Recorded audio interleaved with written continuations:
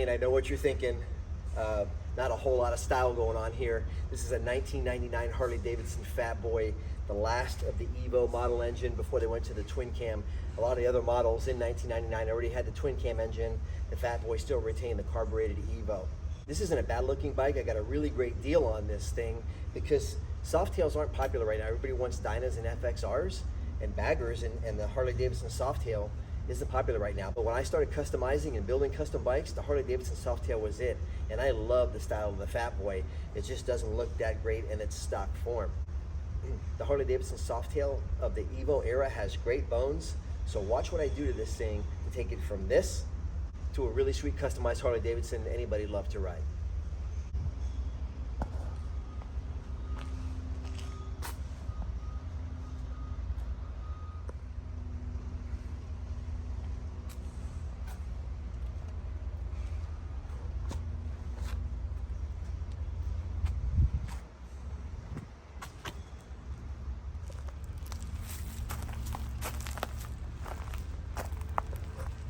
First thing I'm going to do is empty the fuel tanks using the Flow Fast.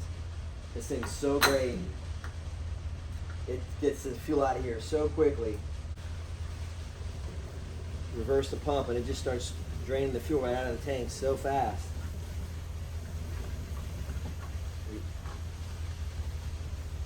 There wasn't a lot of fuel in here, but it just drains it so quickly. It's unreal. I love this thing.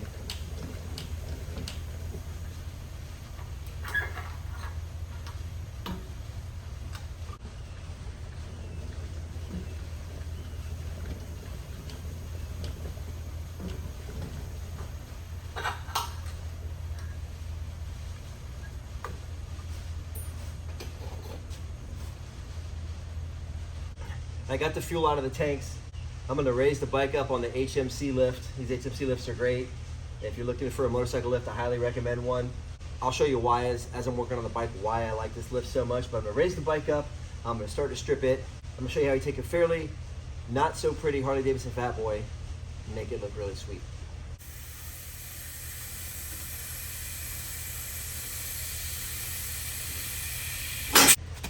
So one of the things I like about this lift so much is it has a really low first setting and a really high last setting. So you can really elevate it to any level you want.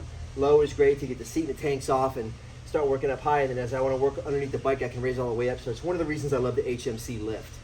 The first thing people change when they buy a Harley-Davidson is they change the handlebars, the exhaust pipes, and the seat. Those are the things you usually see changed the most, and they can really affect the way a bike looks. Like this seat is probably really comfortable, but I cannot stand the way that it looks, and it's got to come off. The luggage rack on the back is just not for me. That's going to come off. I am going to change the handlebars. Right now I'm going to strip the tins off, the gas tanks and the fenders off of it for a couple reasons. One, I want to get the tanks off because I'm going to change the handlebars. And when I'm changing the handlebars, I'm going to run all the electrical wires from the handlebars through the inside of the handlebar just to clean up the look there.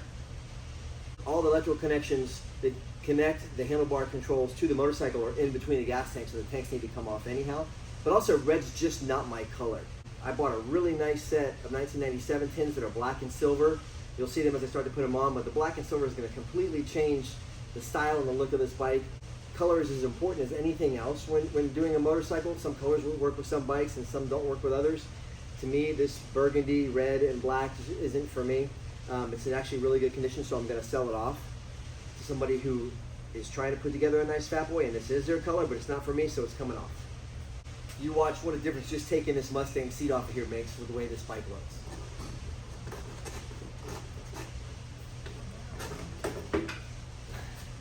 I mean, that thing, like I said, I'm sure it's comfortable, but it dominated the whole motorcycle. The seat just dominated the bike, and that's not what you want with something like this. You know, I'm going to put a minimal seat on it when I put it all back together. Be a lot more comfortable to ride, easier to swing your leg over, and look a hell of a lot better.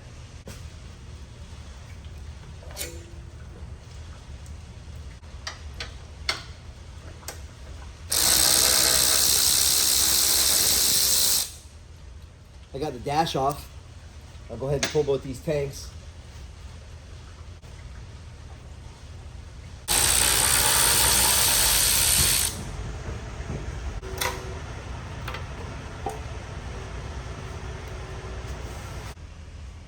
All right, with the seat, the tanks, and the dash all off of the bike, I'm gonna go ahead and move to the rear fender. To get the rear fender off, I gotta take the rear wheel out. I'm gonna lower this bike. Lowering a Harley-Davidson Softail changes the way it looks in an incredible way. So I need to loosen the swing arm bolts anyhow to lower it to get the shocks out. So I'm gonna go ahead and pull the wheel out, loosen the swing arm up, and get the rear fender off. And while I'm doing that, I'll show you everything I'm doing to make it look better.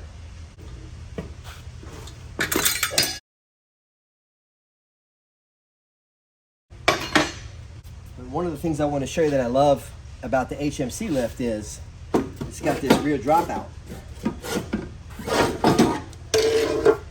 That allows me to get the wheel out without having to jack the bike up so much. Super convenient feature about this thing. I already unplugged the two gain plugs that go from the motorcycle to the rear fender. So the rear fender is ready to come off now. I'm gonna go ahead and unbolt it. I need all this wiring harness that's on the rear fender for the fender I'm gonna replace it with. So I'm gonna go ahead and take the fender off and strip this stuff off of it. So I made a little hand-drawn schematic for the back, looking at the back of my plug where all the wires go. So, you know, I can look at the manual and the manual will tell me where everything goes, but that shows me a lot of stuff I don't really need at this moment. So all I really do is just make a little hand-drawn schematic, and I can pop the pins out of these gain plug.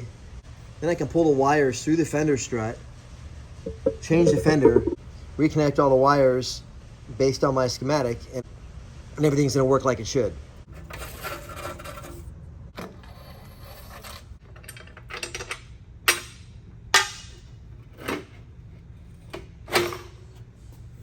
I bought this set of 1997 Harley FatBoy paint. It's original paint, really beautiful. I love the colors, the black and the silver. It's not perfect, but it's really nice. It's gonna make a huge difference in the bike. Just the color alone is gonna make a huge difference. But then the other things I'm gonna do to it, you'll see with the color, really kind of make the bike shine.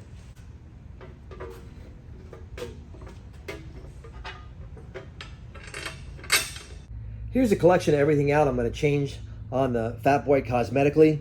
Start with the Boyd Coddington swing arm. These are from the late 1990s, early 2000s. Really rare. They were using them in Miami. I used this on my bad boy a couple of years ago. This one needs a little bit of a hand polish, but beautiful billet aluminum swing arm. Got the LaPera bare bone solo seat with the basket weave. 110th anniversary Harley-Davidson Derby cover. The gas cap medallions, which I love these. They remind me of the 90s so much.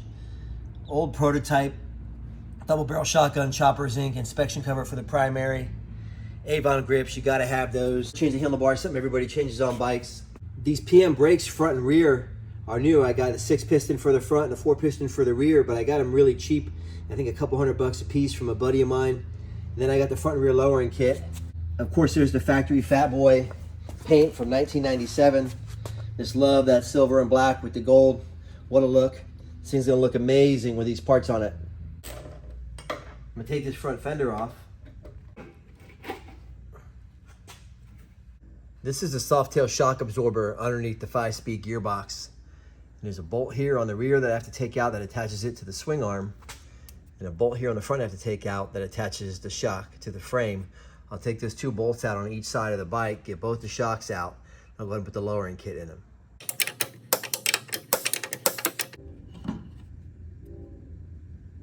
I got the Harley-Davidson Softail shock absorber in the Strongway pneumatic press here. What I'm going to do is I'm going to use the press to compress the shock. I get this little retaining clip out of the shock, and I can pull the shock apart. And I'm going to remove this link and add this adjustable shock link. This is the lowering kit for the rear of the Softail. So I'll remove this link, install this link, reassemble everything, and then these links are adjustable. By extending this link, I effectively lengthen the shock.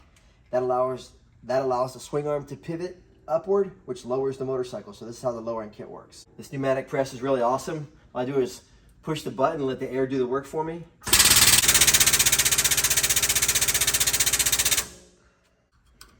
And that's use a small screwdriver and a hooked scribe and pull this clip out. Then when I release the pressure from the press,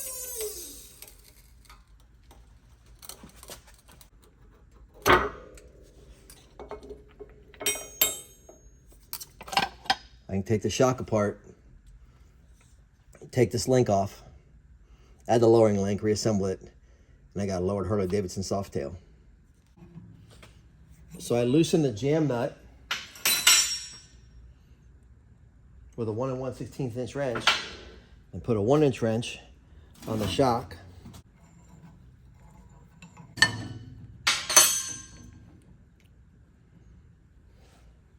There's a Softail shock with the original link removed, and here's the aftermarket lowering kit extended link that I'm going to install.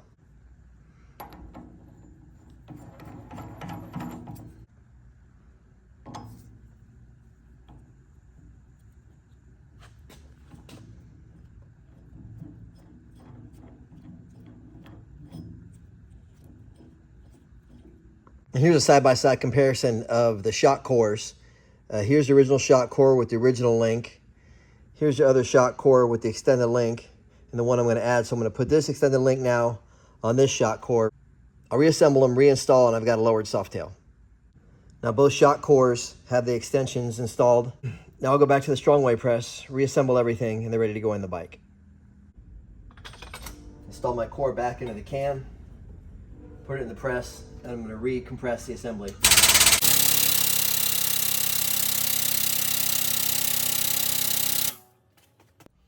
Let's go ahead and pop that retainer ring back in there. Pressure off.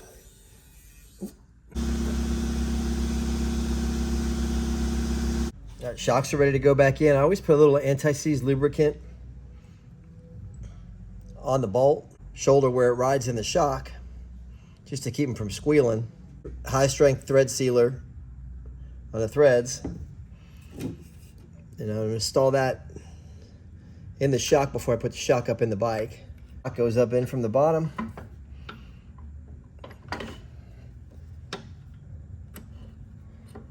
Get that bolt started.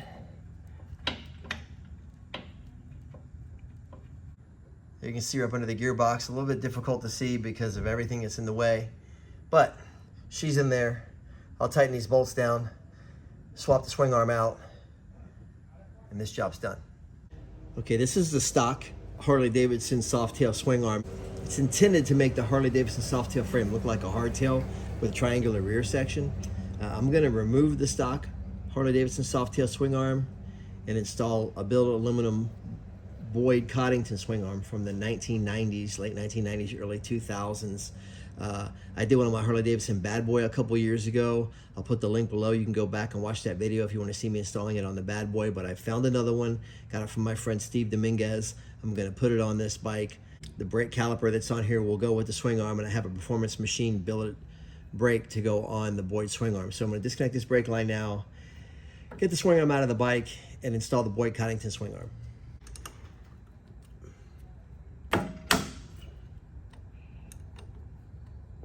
And pull this brake line back. Get it up and out of the way for now. All right, now I'm gonna go ahead and pull these two swing arm pivot bolts. There's one on this side of the bike, one on the other side of the bike. I'm gonna pull them out, and the swing arm is already released from the shock, so I should be able to pull this thing out pretty easy.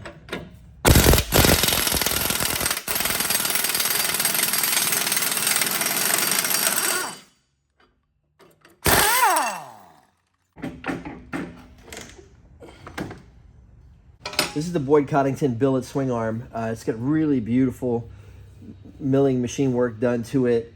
It doesn't look great now. It's kind of white and oxidized. I'll go ahead and polish it once I get it on the bike because it's just easier. I've tried to polish them before when they're loose, and they just, you know, you can't really get into it and rub into it hard because it wants to move around on you. So once I get it mounted on the bike, I'll go ahead and polish it in the bike and clean it up and make it look really nice. Plus, installing it, I'm gonna get my dirty hands all over it anyhow. All right, there's the Boyd Coddington billet aluminum polished swing arm installed on the Softail with the lowering kit. Right now, I'm gonna go ahead and set up this rear brake. I have a Performance Machine new rear brake. I'm gonna go ahead and install it and set it up on the swing arm first, make sure everything fits, and then get the rear wheel back in this bike.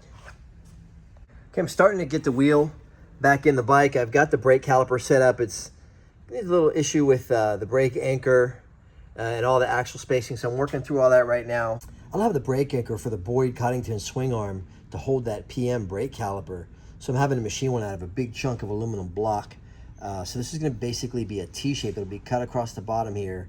I'm going to bring this level down to this side, and this is going to be a protruding, kind of a sliding ledge that's going to hold the brake anchor from rolling around when you hit the brakes.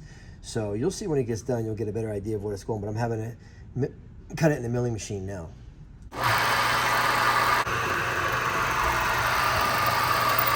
Okay, so there's a top side of it machined. I got to flip it over now. I'm going to cut most of this material off and even this side out with this side, but you can kind of get a general idea of what I'm making here.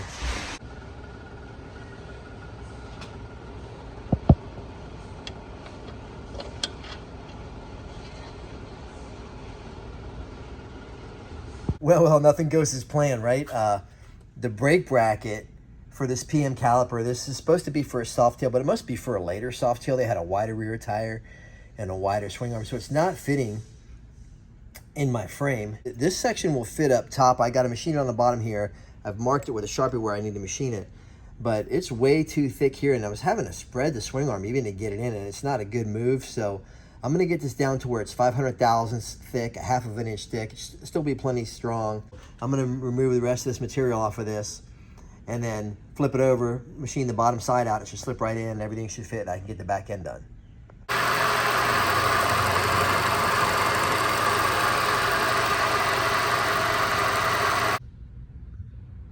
Right, there's the caliper all machined down. You can see I took all this material off. This came straight across here. This came all the way back here. So I took quite a bit of material off of it. It should fit in the swing arm now. So I can get this thing finally installed and buttoned up. I had to do a little relief here for it to clear the swing arm and the brake anchor, but it's all gonna work. I relieved the bracket here so it'll slip back in behind the swing arm. Relieved it all up in here so that everything can move over toward the cam side of the bike. The thickness of this bracket was pushing the wheel over to the left side of the bike and just wasn't gonna let it fit, so I took all that material out of there. Now it's gonna fit in here just right. This is where I machined down that bracket. I took all the material off of it. Everything fits in there now. Nice. My wheel spins freely.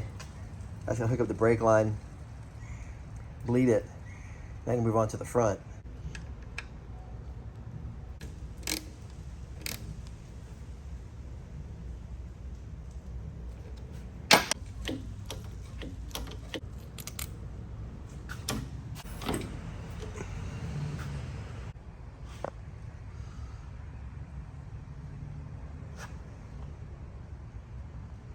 After about a day and a half of wrangling with the rear end of this thing, I got the rear fender on it, I got the Boyd swing arm on it, the PM brake, the brakes bled, it's lowered, everything in the back is done, all the electrical wiring harnesses are reconnected. So I'm going to move to the front of the motorcycle.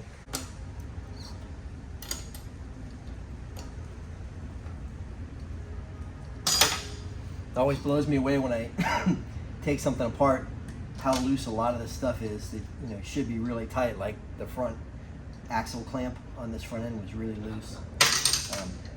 Honestly, I just didn't spend no time with it.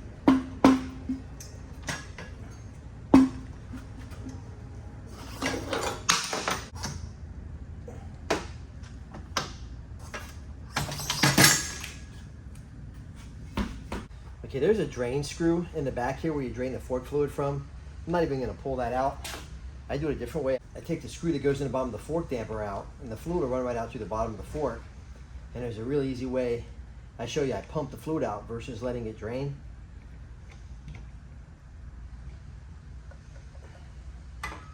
And what I do is I just pull the slider down and then go back up. You get like a hydraulic pump.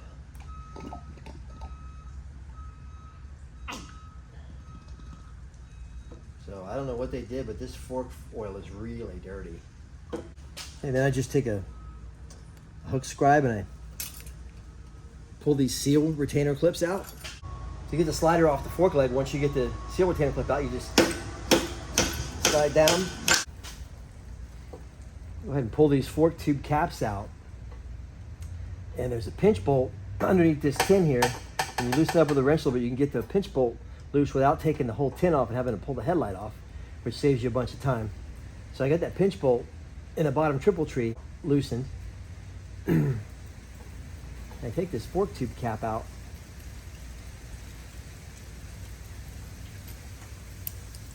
And I can slide this tube right out of the front end of the bike. There you go.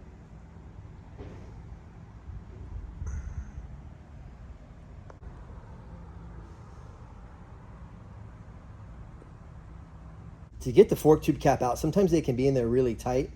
I hold the fork tube between a set of V-blocks in my welding table with this clamp. I'm going to be careful not to hold it down where the seal rides, because if it spins and you gouge that fork tube, gouge the hard chrome in it, when the seal goes over that gouge, it's going to tear the seal and create a leak. So you want to always hold it up near the top where it's clamped in the triple tree.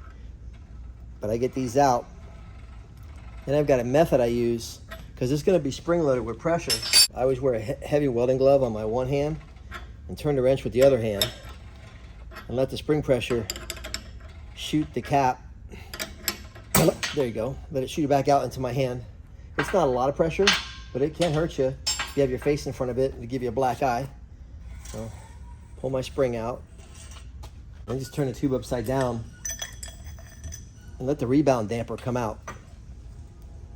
The rebound damper is what you're going to change to lower the bike.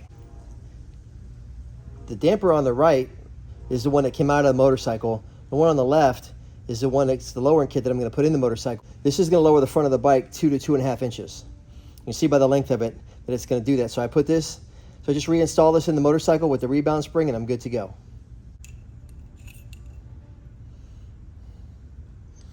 I'm going to go ahead and put that right back in the tube. So here's the fork tube with the original rebound damper in it. And here's the fork tube with the lowering kit rebound damper in it. You can see how much shorter it is. I just put the spring back in here.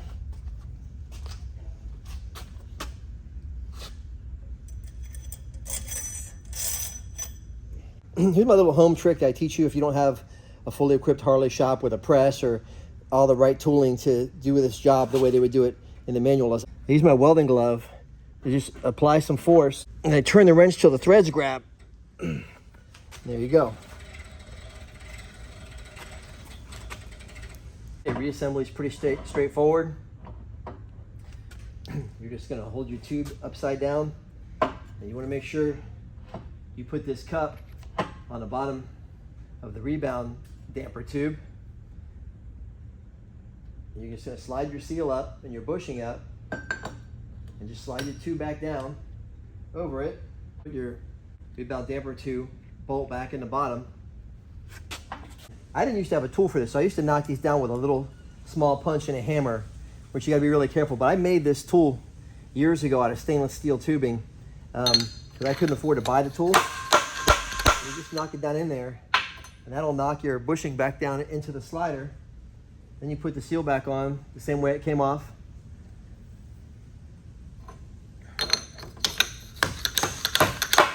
And knock it down with the driver tilt seats. Then you slide your retainer ring in there.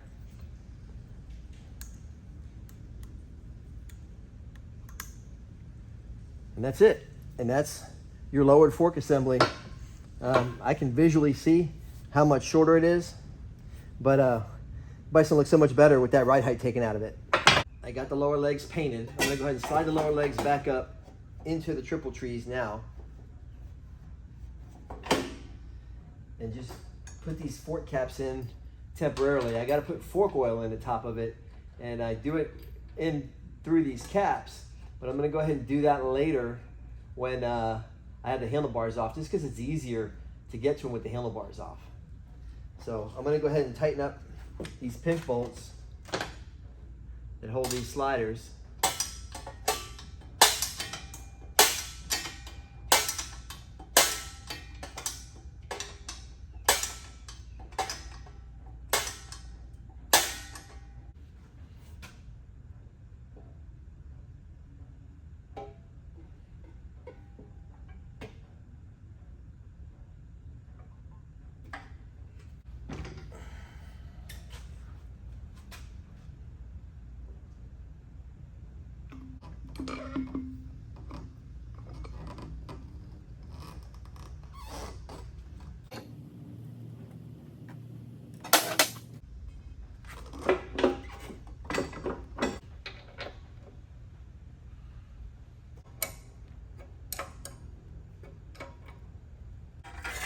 Here's something I'm really excited about.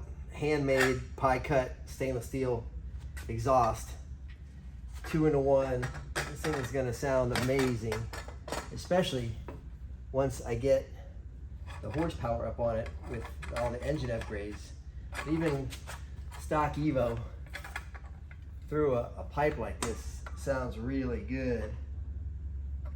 I can't wait to hear it run.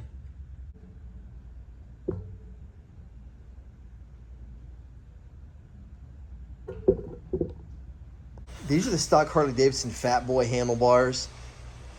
Not a bad looking bend, but let me show you what I'm going to replace them with. Okay, I got these bars set up here against the FatBoy handlebars. You can see the difference in the bend. This is like a 1930s Speedway motorcycle racing bend. They called it a speedster bend.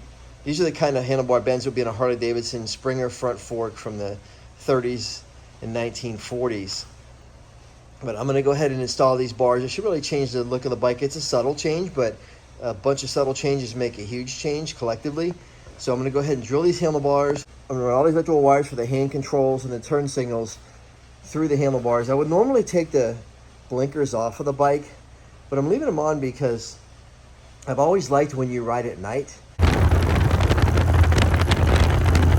I've always liked the way the orange running lights illuminate the motorcycle at night, so I'm going to go ahead and leave them on there. I can always take them off if I don't like them, but I'm going to go ahead and show you how I drill these bars, run all the cables through, and how this little subtle change of the handlebars makes a huge difference in the motorcycle. Here's my handlebars. I'm going to drill in the middle on the bottom where my cables are going to come out, and I'm also going to drill right here in these dimples. This is where the hand control goes over. Normally the dimple is there to make a relief for the wire, but I'm actually going to drill into here so that all my wires can go through the middle, and they'll come out right here in the middle between the handlebar risers.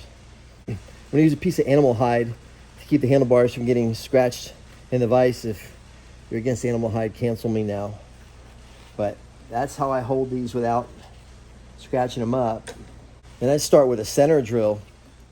What I usually do is drill 3 holes in the bottom of the handlebar and then hog them out with a die grinder with a porting bit. I can use my milling machine, but I know a lot of people at home watching this don't have a milling machine, so I'm going to go ahead and use the 3-hole method. You can see how simple this is and how good it works.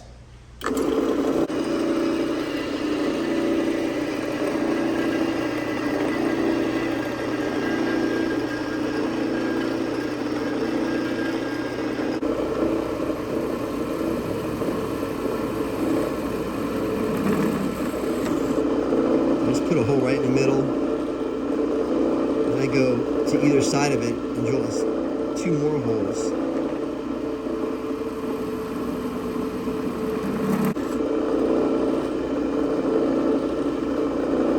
Nothing has to be exact. And then I'll just go ahead and enlarge these holes and hog them out with a die grinder. I'm going to drill these to a 1/2 inch. But if your dad taught you anything at all about being a man when you're growing up, you start with a smaller drill bit first, and then you move up. That way you don't kill your big drill bits.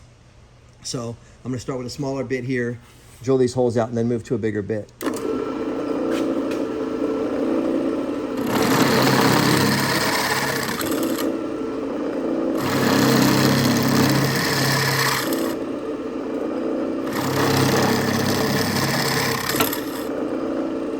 Here's the 1/2 inch bit.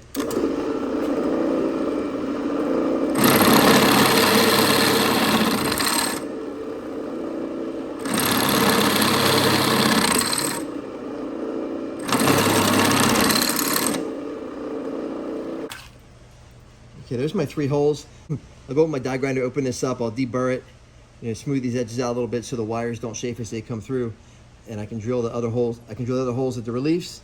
I'm ready to pull my wires through.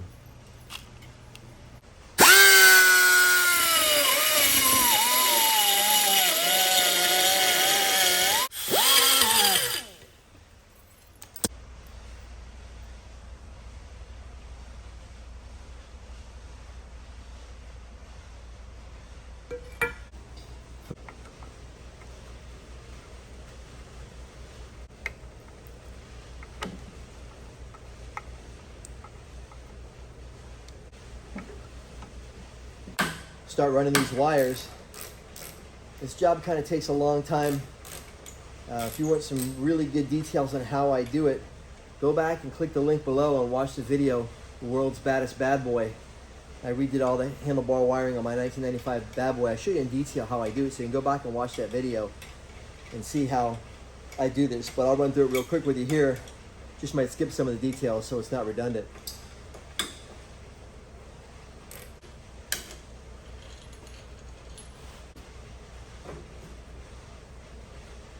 That's how my bars are going to sit. I go ahead and put them in upside down for now so I can feed all my wiring through.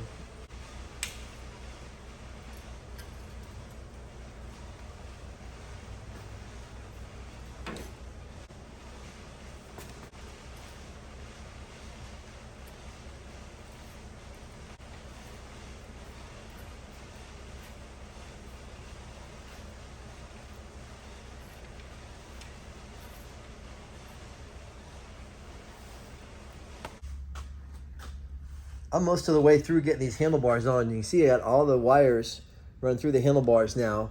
This is the turn signal blinker wires going through the bar. Everything else is already through the bars. You can see them where I hogged out the center of that bar. Everything's coming through there. One each for each hand control, and then one each for each turn signal blinker unit. So they're all in there. I'm about ready to wrap this up. I just got to pull this last one up through the handlebar, get it up underneath this clamp. Get all the wiring pulled through, reinstall these pins in the Deutsch plug, plug everything back in, change the carburetor, put the tanks back on, hook up the lines, put some fuel in it, and I should be ready to ride. Okay, this is something I'm real particular about. So when I set a bike up, I sit on the seat, put my feet up on the footboards like I'm riding, and I get my hands on the handlebars, and I get myself to where I'm really comfortable. I want to make sure I can get my mirrors adjusted right, but I also really care about where my levers are. So like when I'm looking at the bike, my line of eyesight over the top of the grip, I can just barely see the lever on either side. I like it to be super comfortable. You don't want to have the levers up too high or too low where you have to reach for them. So it should be a really natural, especially if you're in an emergency situation where you have to brake hard or shift fast and be able to grab the clutch. You want to be able to go from your grip right to your levers really easy. So it's something I always set up. So I sit on the bike and I check everything and I make all my adjustments on the bike. And then what I do is, say I gotta tighten everything up. This one's a little low. I'll tighten everything up, and then when I'm done, I'll go back and take each bolt out one at a time and Loctite it. You want a little bit of blue Loctite on these so they don't come loose. You don't lose a bolt while you're riding somewhere. But I do that at the last minute, make sure everything's where I want it, because if you just move the bars a hair, everything goes out of alignment. Your mirrors go out of alignment, your levers are out of alignment. So I'll go back and reset everything, make sure I'm really happy with it all, and then I'll tighten everything up at the last minute. One of my last things after I test ride it, I'll make sure I'm really happy and comfortable riding it, because I like to ride every day, so I want to make sure I'm comfortable. I'm just going to push all my wires back through my Deutsch plug grommet. I made myself a schematic of where the wires go in the back of the grommet into the plug. I show you more of this. Again, go back and look at the World's Baddest Bad Boy video. I'll show you in detail how I do this. So there's my wires, which match my schematic. And I just pull the grommet back, and then just push your wires back into the Deutsch plug.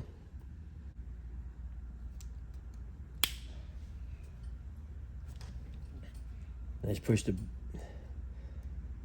grommet back in the back. In. Here's the S&S intake manifold, and I just wanted to point out, I didn't point it out before, but the intake manifold flanges have an F and an R on them for the front and rear cylinder. You got to pay attention to that, because it's really hard to get in there, get them to line up. I don't think they will line up if you don't use the front and the rear properly. I don't think those studs are equidistant from the center of the intake spigot bore. So just always notice the F and the R on these, whether it's Harley-Davidson, they're marked, or aftermarket or S&S, they all have the F and R on them. All right, we go ahead and install the S&S intake manifold.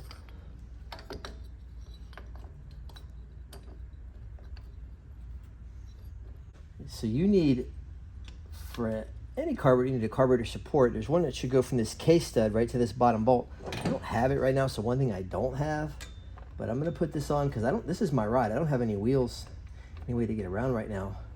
So I'm gonna put this together without it. And then I'm gonna go buy one from my local shop here and I'll install it. But I don't recommend, if it was my customers, I'd never let it leave without it. Even though the intake manifold holds the carburetor pretty good and the carburetor's not very heavy, you definitely want to support the weight of your carburetor with support. So I just want to point that out so you don't think I'm being sloppy. I don't have it in my hand right now, so I'm not using it, but I am going to put one on there. I use these long ball end T-handles to do my intakes. See how it's coming in here at an angle? They're really convenient. I'm going right through that fuel hose grommet in the top motor mount, but I come in from the other side of the bike. And this is the best way to get an S&S carburetor on and off, especially if you're working on one. Half the time when they have a problem, it's because these bolts have come loose. So I just grab these right away and get up in there. The first thing I do is check the tightness of the carburetor. Always exciting times putting a set of gas tanks on a bike. You're getting ready to be done. You get to see what it's really going to look like. Put fuel in it, fire it up. So I'm finally at that point with the FatBoy. I'm going to go ahead and put this, I got the left tank on, I'm going to put this right tank on, hook up the fuel lines, and be ready to rock and roll this thing. I'm real excited about this.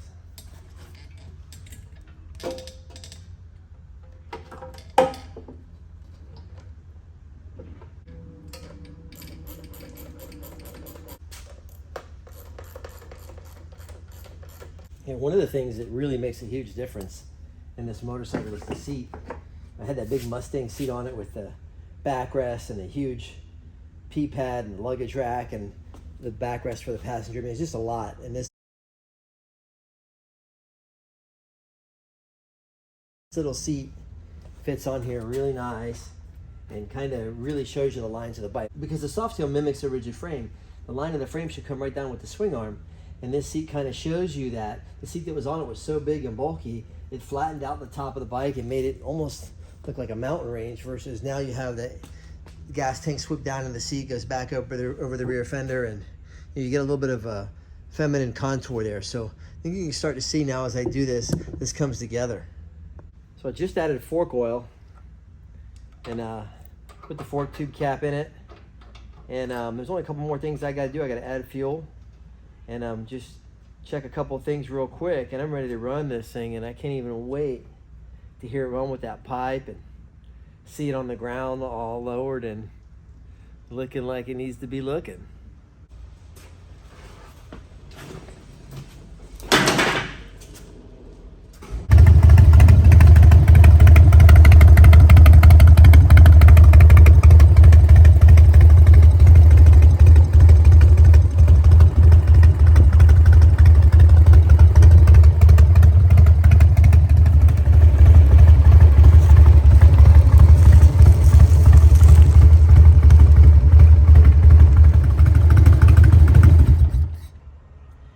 The 1999 Harley-Davidson FatBoy to a point to where I'm really happy with it. I just rode it a few minutes ago.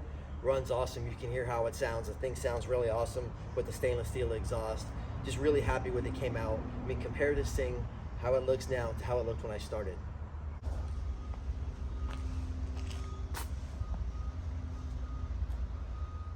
The video shows you that you don't have to do a whole lot to make a really cool looking customized motorcycle. You don't have to go full custom to make something like I've been doing for years. You can actually customize a stock Harley-Davidson and make it look really good.